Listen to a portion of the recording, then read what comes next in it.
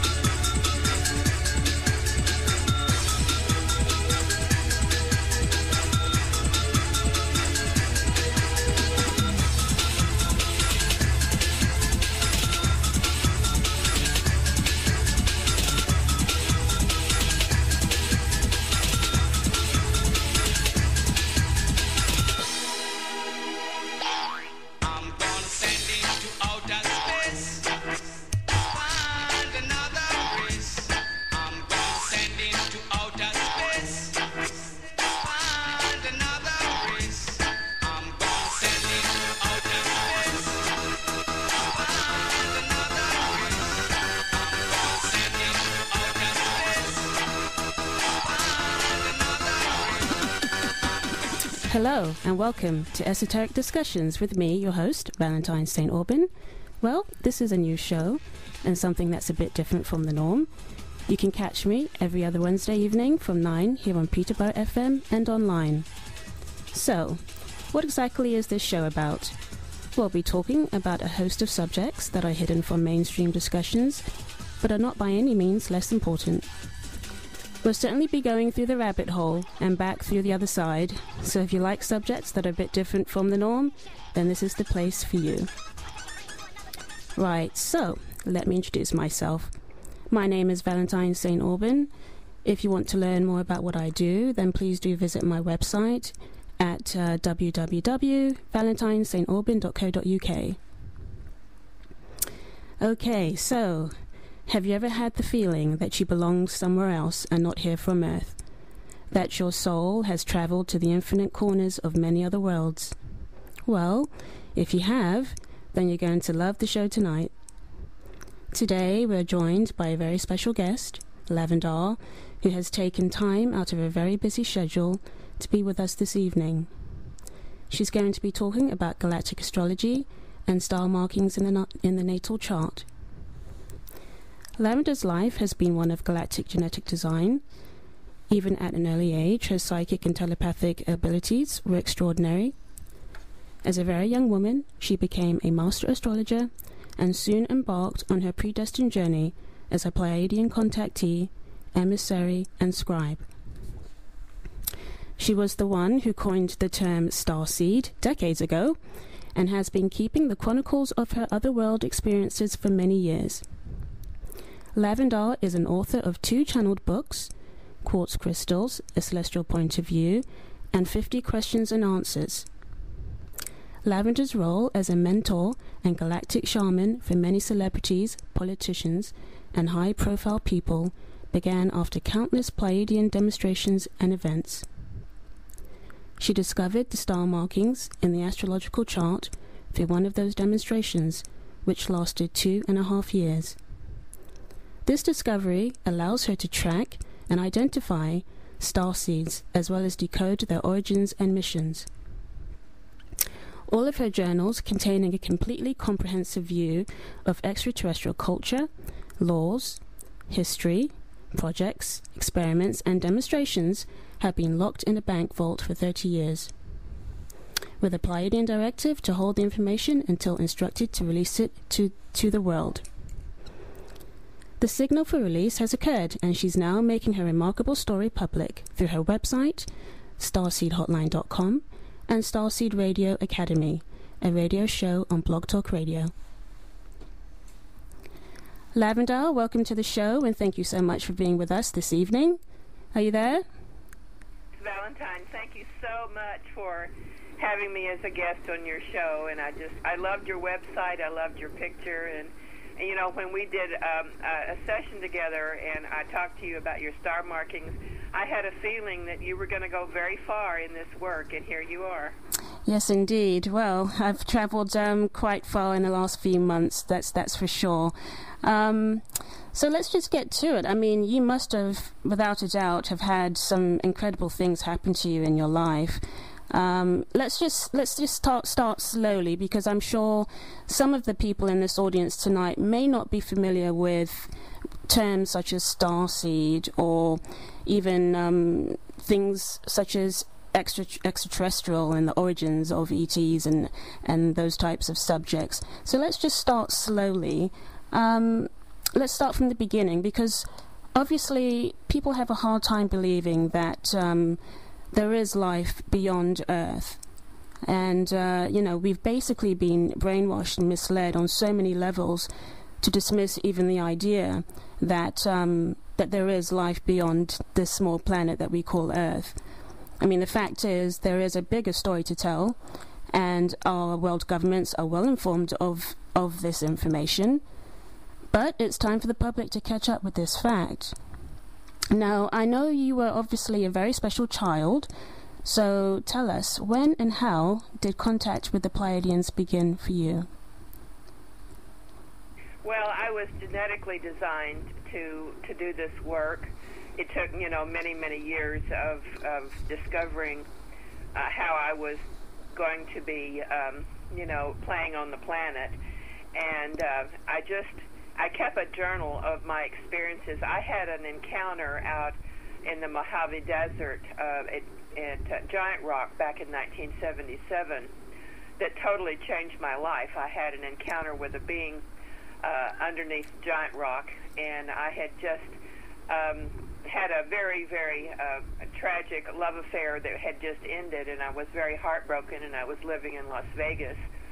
And George Van Tassel and his wife called me and said, we need you to come to Giant Rock. Well, George and Doris had been very involved in UFOs, and he had a landing strip right there by Giant Rock. And Giant Rock is this gigantic boulder, and there was this room built underneath. Yes, it is a very large rock. I have seen pictures of it on the internet. Yeah, it's massive, yeah. Sorry, go ahead, continue. He called me, he said, call Sally. That was my friend Sally, who had an airplane, and she flew me down there. And I was really so crushed over this relationship that I could hardly function.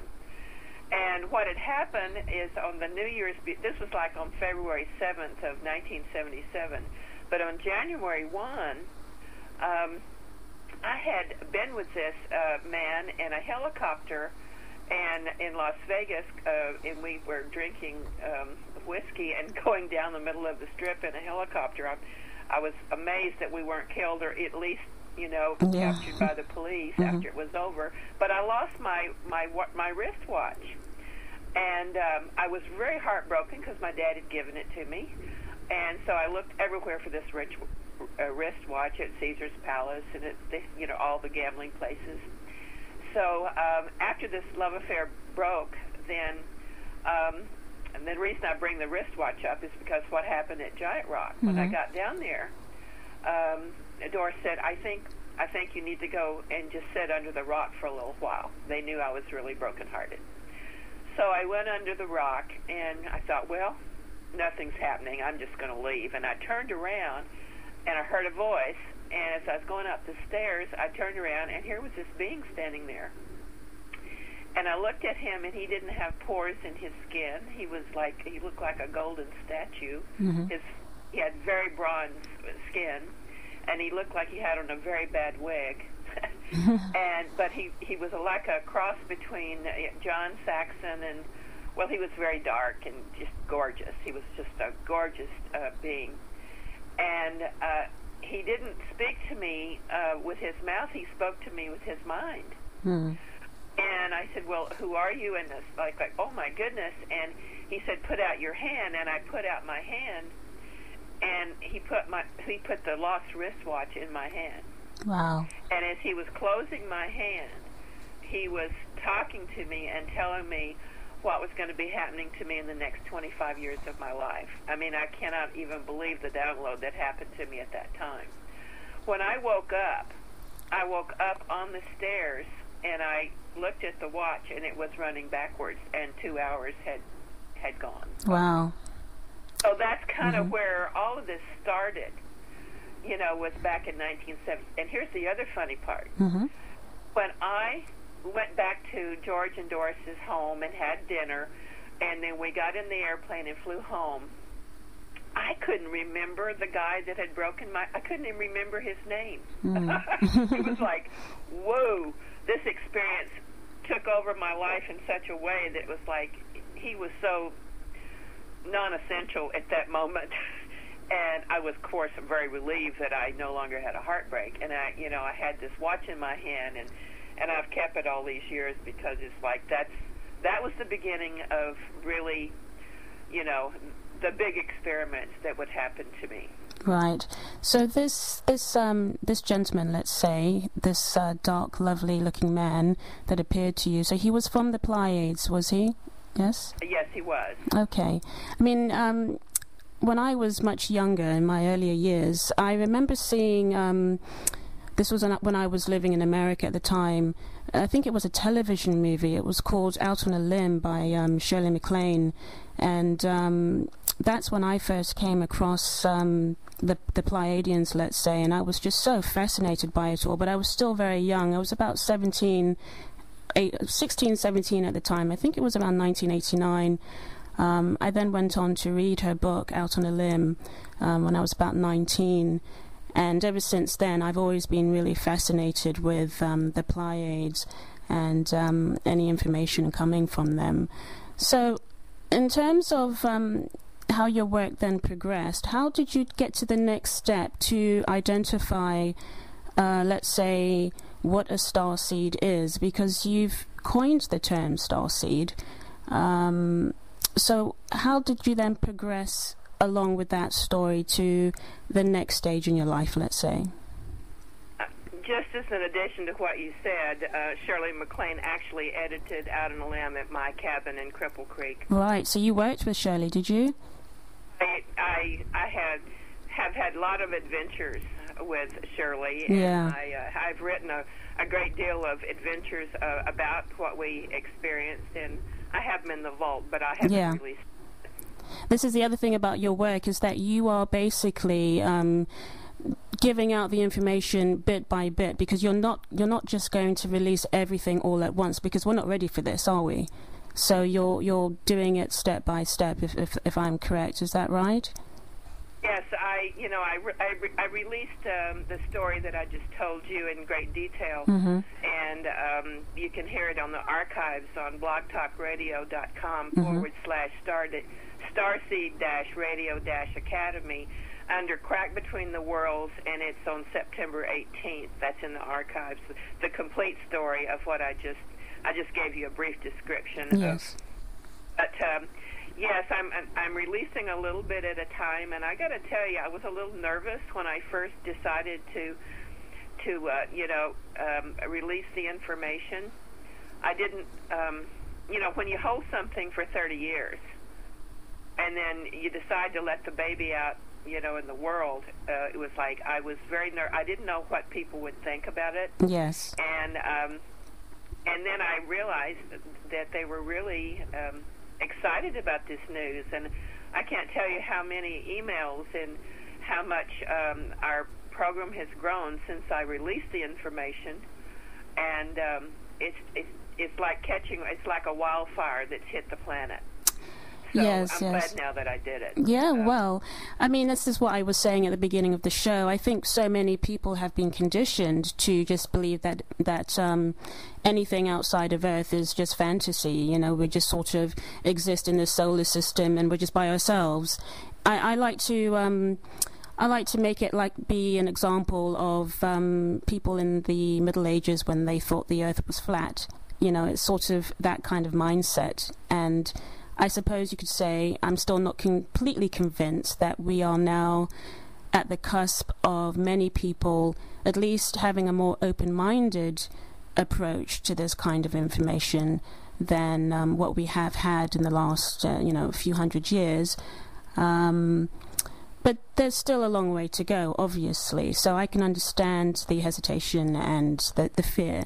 And you have been very serious about the information being kept under lock and key, because it's been kept in a bank vault, hasn't it? Yes, and